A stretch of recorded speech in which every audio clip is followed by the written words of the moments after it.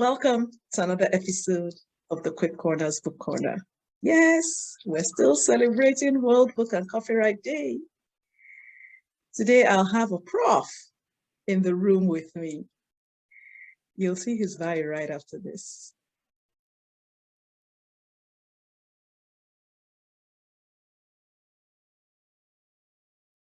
See you in a bit.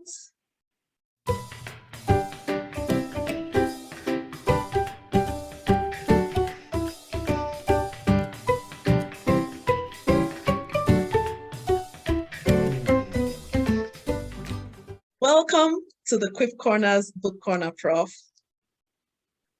Thank you. Thank you for having me, Pastor Ada. It's nice to have you indeed. And you know, when I heard about your book, I was like, okay, I need to hear more about this book. Yeah. But before you tell us about the book, why did you even write it? Yeah, thank you for that question. I get that question a lot since the book came out, and say, okay, we know you're a professor. You know, is the novel about statistics or is it about data science? And I said, well, it's just a story that I wrote over the last 15 years since I moved to Canada. I've tried to mentor people that are newcomers, not just newcomers, but also even people that are here in my career role as a professor. I've advised students, mentor other people. And over the years, the same theme of information comes up. How do you develop career? How do you adapt into a new place? How do you adjust to your new environment, be it a new place of work, be it a new city, be it a new phase of life? You know, the same theme reverberates through those transitions that we make in life. And so I decided that some of the lessons that I've learned personally in my own journey, and also as someone that mentors other people, that I should put it in a book and just use that to encourage other people and pass the message along to every other person. That is so nice. And it's interesting because one of the courses I teach, a friend and I teach, you know, people about writing. We ask them, what are some of those broken record conversations that you can put into a book? And that's exactly what you have just done. Yeah, thanks. Oh, wow. So I know from listening to the book launch, people have asked you, Zeph, who is that? You know? So why don't you tell us a bit about your character and about what's in the book, please?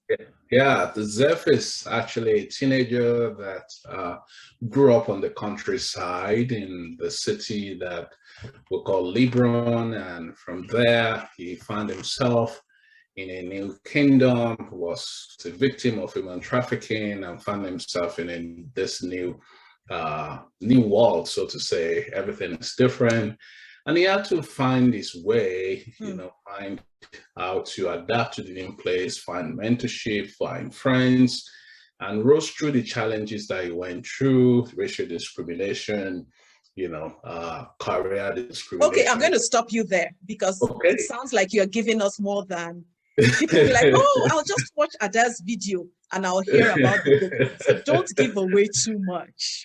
Don't give away too much, please. Thank you for that. You know, I don't think even if I say it, you have to read it to really understand where the story is going. Okay. Anyway, so I went through a lot and overcame those challenges and rose to become someone that led the damn world through a very serious pandemic that affected them, similar to what we're experiencing right now, and how he came out on the other side. So the story is about resilience, about overcoming challenges and adapting and standing up and standing out in a very challenging situation. So nice. That's just a big, it's difficult not to give out the major part of the story. So thanks for catching me in on that. I appreciate that. So you're welcome. You're welcome. But you know, just listening to you, what I'm hearing is it's a book about challenging yourself to get to that next level, you know, almost like pushing yourself to that next level and then actually overcoming it, hurdles and all. Would that be a summary? Yes, that's you actually captured it concisely. Yeah, it's exactly that. Okay. So now that you have said that, I guess you will need to read something to us. Oh, sure. I'll be happy to. There are very favorite parts of the story. I'm going to read the epilogue, part of the epilogue. That's what I want to read. And if you permit me to read, and you won't understand the story until, because you have to understand what is going on in this. It's so difficult not to give out the storyline without. I can hear your struggle. I can hear your struggle. Yeah, so I'm going to read a place, and the reason why I want to read this place was it was something that resonated with my 10-year-old son. Okay. In the story, and it led to a big discussion that changed the kind of relationship I have with my 10-year-old. So if the book doesn't do anything for anybody, it kind of created opportunities for myself and my son to connect. So I'm going to read the favorite part of the story for him. So it goes this way. Just before I settled into my seat to continue writing my report, I overheard other aides pleading with Philia to open the door. Go away, I heard her yell. Wondering what was going on, I stepped out of my office to investigate. As I stood up, my legs felt a little stiff. Then I remembered that I had been seated in the same spot for most of the night and not moved an inch. I thought to myself, I really need to remind myself to move about every hour or so, even if it's just for a quick stretch. My doctor has been advising this, but once I get engrossed in my work, it literally seems like time flies. I was still deliberating on this when I stepped out of my quarters to check to see what the issue is. What's going on here, people? My aides appeared flustered and fumbled with their hands nervously. It's Lady Philia, one of the servants offered. She has been acting rather sad and unlike herself since last night. She even refused to eat her dinner and has locked herself up in her chambers. We don't know what's wrong, the servant said in one breath, with a look in her eyes that silently beseeched me to help them out. So I approached the door and knocked on Philia. I'm going to jump a little bit and then get into the conversation between Philia and Zeph. She was silent a long time, and I was beginning to think she had gone back to bed. I'm not fine, Grandpa. Please go away. You don't understand, she eventually said. I heard her sigh and the slight tremor in her voice and the sniffle she tried to mask by clearing her throat. Why would she be so distraught anyway? What problem could a teenager of her caliber possibly have? I sought to find the right word. You're right, I may not understand, but you could share your troubles with me. I promise to listen. No, you adults are all the same, she snapped. And I winced. Something was really wrong with her. You don't listen, you just want to shove your ideas down our throats as though they will solve every of our problems. She sniffled more loudly now. I pursed my lips grimly. Hearing her so distraught broke my heart, and many thoughts were running through my mind to see if I could get a clue what the problem is. So I'm going to jump again and then talk about what the story was. Okay, so I'm always here for you, Philia, always.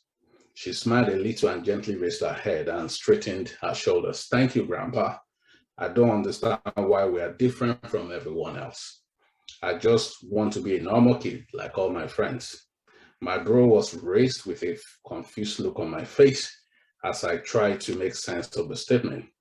Why do we live a lie? She asked after seeing confusion on my face. We are neither Nubian nor Libronian. My schoolmates believe I'm not Black enough because my parents are not truly of Nubian descent. They always thump me in school for being a brown girl. They claim brown people are ugly and that people who are not truly of Nubian stock are less intelligent. Why do Nubians think less of us, yet they worship the ground you walk on, Grandpa? On the other hand, my cousins and uncles here in Bowen often deride my cousins and me that we're not brown enough because grandma is a Black Nubian. Why do my great uncles and aunties often think we are less Libronian than others? Why are you more Nubian than the rest of us? Am I wrong, Grandpa? And this is just a snippet. A snippet of the first chapter around. Nice. Yes. Okay. Now the curiosity, you have perked the curiosity. So some people would say, okay, I was listening. Yeah. He stopped. How can I get my copy? I need my copy of this book. So how can people get their copies of your book? Yeah, thank you, Pastor Ada. People can actually get a copy on Amazon. You can also order it from available bookstores. If you go in and just request for that particular book, it's available as well. So you can easily pick it up as well. Okay, it's good. I like to say to people, when people ask me, where can we get your book? I say, wherever good books are sold. That's so right. It's nice to hear that your book is available where good books are sold. Yeah, that's right. That's right. So as we wrap this up, what message do you have for your potential readers? What do you want them to take away from reading this book? Yeah, thank you. That's a very good question that as I mentioned during the book launch, that the world as we know it has changed since the pandemic started. I was actually in a leadership workshop, and the facilitator said that whatever we think we know before COVID, that people have changed, right? And the pandemic has affected people, some people positively, some people negatively. And what I would just want to leave with my potential readers and the audience here as well is that we're going through transitions, and we have two choices essentially: to succumb to the pressure or to the challenges that are happening around us, and to just throw in the towel and say, I'm done, I'm allowed to be swept away.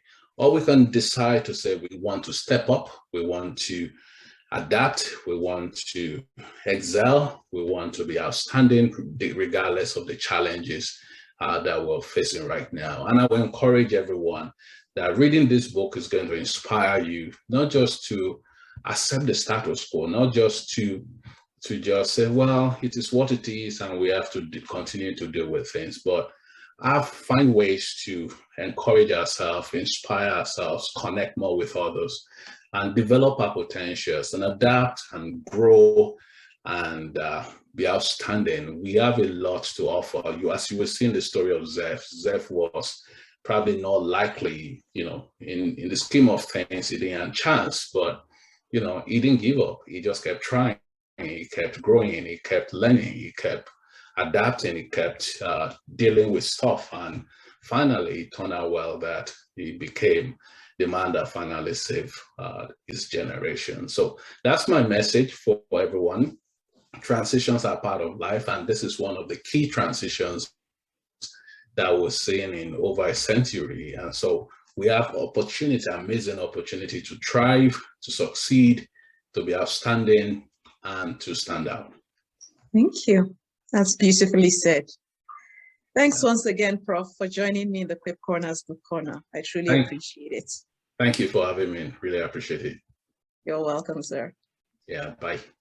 Bye now. Yes, professors write non-academic books too. This sounds like an interesting one. I'm looking forward to reading it myself. So, like we said, it's available wherever good books are sold, and you'll see more information on how you can get your copies below this video. Thanks again for joining me in the Quip Corners Book Corner. See you in the next episode.